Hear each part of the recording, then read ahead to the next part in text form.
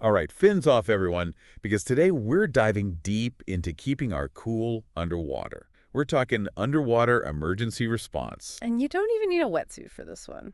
Definitely more comfy this way. We're taking a deep dive with the Piety Rescue Diver Manual. It's basically a diver's guide to handling, well, pretty much anything. You know how most dives are pure magic? Being ready for the unexpected, that's what turns a close call into a story you tell over a post-dive drink. Exactly. Stories, not actual emergencies, are what we like to hear. The manual talks about how spotting trouble underwater is like reading body language in a tense meeting, but way higher stakes. Hmm. Like apparently rapid, shallow breathing is a red flag, Oh, yeah, for sure. and awkward kicking, jerky movements, eyes wide. Hmm. Honestly, just picturing it is exhausting. So what's actually happening in the body when a diver starts to panic? Well, think about it. Imagine you're swimming against a current, maybe running low on air. Your body kicks into that primal fight or flight mode. Makes sense. We're not exactly designed for hanging out underwater. Right. Your heart's racing, breathing gets faster, your body's basically screaming, get me out of here. It's all about stress. Your body pumps out adrenaline, carbon dioxide starts building up. Okay, so how does that stress response actually become dangerous when you're diving? We know we're not supposed to hold our breath, but why? It's all about the pressure change. As you go up, the pressure decreases and the air trapped in your lungs expands.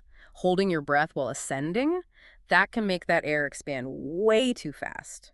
That's how you get a lung overexpansion injury, which is as bad as it So sounds. basically, those subtle signs of stress, Yeah. the wide eyes, the frantic fin Yeah. kicks, they're like our body's way of saying, I'm about to hold my breath whether I want to or not. Precisely. Catching those early cues, that's the key. It can mean the difference between a safe dive and a trip to the decompression chamber. Decompression chamber. Sounds intense. Yeah, not a spa day. Definitely not. Okay, we've covered how to spot trouble brewing, but let's get into specific emergencies. The manual covers a ton. Overexertion, uncontrolled descents, runaway ascents. Makes you really glad you paid attention in dive class. It's good to be prepared. Understatement of the year. So let's start with overexertion. I'm picturing a diver fighting a current, low on air, and suddenly they're panicking. And it can happen to anyone, even experienced divers. It's easy to get caught up in the moment, especially in a new place, or you're chasing after that one cool fish. Oh, for sure. Just 5 more minutes of air. Got to get that Instagram shot. Exactly. But that's how overexertion gets you. The manual really drives this point home. Being aware of your air and exertion, that's crucial. So say you see someone who's overexerting, their breathing's getting fast, they're kicking like crazy. What do you do? First thing, get them to stop and rest.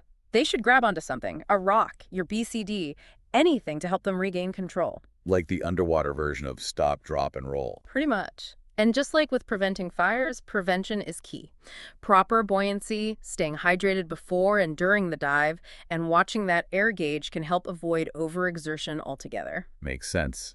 Nobody wants to be that diver huffing and puffing through a beautiful reef. Speaking of losing control, let's talk uncontrolled descents. Ever thought about what happens if your buoyancy goes haywire at, say, 30 meters down? Let's just say it's not a scenario you want to experience. Yeah, that's one way to put it. The manual lists all sorts of potential culprits. Your BCD could malfunction, weighting issues, even grabbing onto something heavy and accidentally dragging yourself down. And it's not just about hitting the bottom, although obviously that's not good. We're talking rapid pressure changes, bad news for your ears and sinuses. Ouch. Yeah, your squeeze is no joke. Definitely not. And then there's nitrogen narcosis. Can really mess with your judgment. Wait, nitrogen narcosis. What's that? So at depth, the nitrogen we breathe can actually have a narcotic effect. It's like having one too many cocktails, except you're 100 feet underwater. Okay, yeah. Officially adding avoiding underwater cocktails to my to-do list. So uncontrolled descent, bad for your ears, bad for your brain. What else? Well, you also risk exceeding your no decompression limits. Which are? Basically, how long you can stay at a certain depth before needing a slow ascent to avoid getting the bends. Going too deep too fast throws those limits off, puts you at risk. It's like this whole underwater balancing act of pressure, nitrogen, and time. You got it. And a rapid descent, that throws everything off. Okay, so let's say you are plummeting to the bottom. What then? Inflate your BCD. Swim up with everything you've got. What's the best move? First things first, what's the problem? Buoyancy. Weights. Something else entirely. Right, diagnose before you treat, but Yeah. it's not like you've got all day to figure it out when you're sinking. You're right about that, which is why staying calm and thinking clearly is so important. And that's where training comes in. It really drills those emergency responses into your muscle memory. But there's this part in the manual about dropping a diver's weights in really bad negative buoyancy situations. Yeah. And that seems so counterintuitive. Like, you're already sinking, why would you ditch the weights? Right. Sounds crazy. But picture this. You get caught in a powerful downdraft, happens in some underwater environments, you're sinking fast, and nothing's stopping you. Dropping those weights, it might be the only way to break free, get back in control. It's a last resort to stop a free fall. So a calculated risk, huh?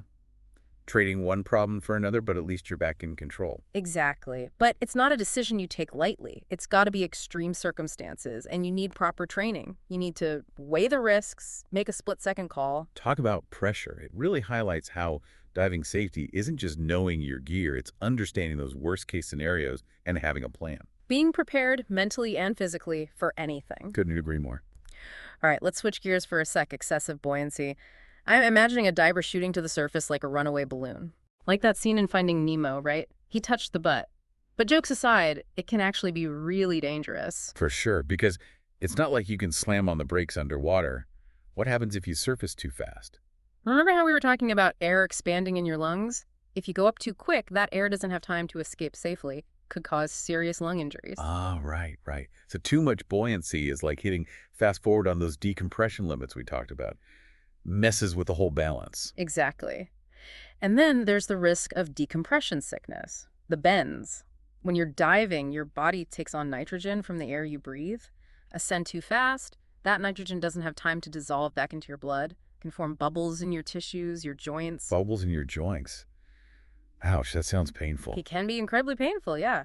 And in some cases, even life-threatening. Okay, excessive buoyancy is officially on the avoid at all costs list. So how do we make sure we're not accidentally launching ourselves into orbit? Comes down to weighting, buoyancy control, constantly monitoring your depth and ascent rate. Just like Mom always said, slow and steady wins the race. All right, on to something a little more relatable, cramps. We've all had that Charlie horse experience. So what causes cramps underwater, and what do you do if you get one? Well, just like on land, it often comes down to dehydration or an electrolyte imbalance. Staying hydrated is key, even more so when you're diving. Right, because you can't exactly crack open a Gatorade at 50 feet. Are there any pre-dive snacks that help? Asking for a friend. You know, the manual mentions bananas, a good source of potassium, helps with muscle function. So next time I'm packing a banana in my BCD pocket. There you go, thinking like a dive master. All right, from bananas to something a little less appealing, entanglement. I could just imagine getting snagged on fishing line or netting while you're trying to admire the scenery. It can be pretty unnerving. The key is to stay calm, which, easier said than done when you're tangled and running low on air. Right, your instinct is to thrash around and break free, which is probably the worst thing you could do. Exactly. Usually just makes things worse.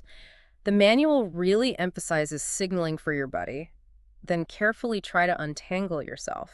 If you can, use your dive knife to cut yourself free. So the dive knife isn't just for looking cool in photos. Exactly. It's an important safety tool. Good to know. Okay, on to something straight out of a diver's nightmare entrapment. Getting stuck in a wreck or a cave, chilling. Definitely scary to think about, but thankfully it's pretty rare in recreational diving. So what kind of scenarios are we talking about here? What does the manual describe? Well, it can happen in wrecks, caves, places with narrow passages or loose objects. Imagine exploring a shipwreck and you accidentally dislodge something, pins you.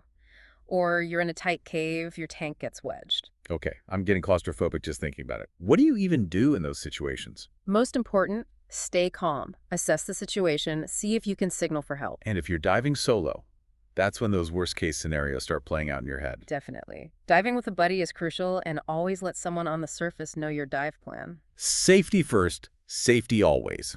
All right, let's talk about the big one, panic. It's the ultimate underwater fear. It can turn a minor thing into a major emergency. You're right. Panic is often the real danger in any diving emergency. The manual talks about two types, passive and active. Passive is like shutting down, freezing up. Active is more what you'd expect, frantic, rapid breathing, like an underwater version of a chicken with its head cut off, which is more dangerous. Honestly, They're both incredibly dangerous. Passive panic, it might seem less threatening at first, but it can quickly turn active, which is even harder to manage. The calm before the storm. And the manual gets into some pretty intense stuff about dealing with a panic diver. Yeah. They talk about panic divers potentially ripping your gear off, Yeah, bolting for the surface, holding their breath, it's intense. like something out of a movie. It really shows why staying calm is so important, even when your buddy. Well, Mhm. the manual talks about slowing a panic diver's ascent, Right. even if they're fighting you, because like we talked about, that uncontrolled ascent, dangerous. So it's not just talking them down, you're physically trying to stop them from hurting themselves, basically. Exactly. It's a lot to handle, which is why the training is so important. You need to know how to manage that situation, keep everyone safe. It's like they say, you can't help someone else put their oxygen mask on until you've put on your own. Exactly, exactly. Being prepared, having the skills, the knowledge, that's key for those high-stress situations. Couldn't agree more. So everyone listening, if you're feeling a little out of breath just hearing about this, imagine being 30 meters down and dealing with it. That's why we're doing this deep dive on the Payday Rescue Diver Manual. It's like having an emergency plan tucked right inside your dive mask. Couldn't agree more. Knowledge is power, especially somewhere as amazing and potentially dangerous as the ocean. For sure. And we've really only scratched the surface here. There's so much more handling emergencies at the surface. Diving first aid, it's a seriously valuable resource for any diver. Absolutely. Even if you never have to use any of this, just knowing it makes you a calmer, more confident diver. 100%. Like they say, dive safe, dive smart, always bring a buddy, And a banana. and a banana, Uh-huh. and maybe a copy of the Payday Rescue Diver Manual. Now you're talking. All right, deep divers, that's all the time we have for today, but we want to hear from you. If you could master just one skill from this manual to handle any diving emergency, what would it be and why? Let us know your thoughts, and until next time, happy and safe diving.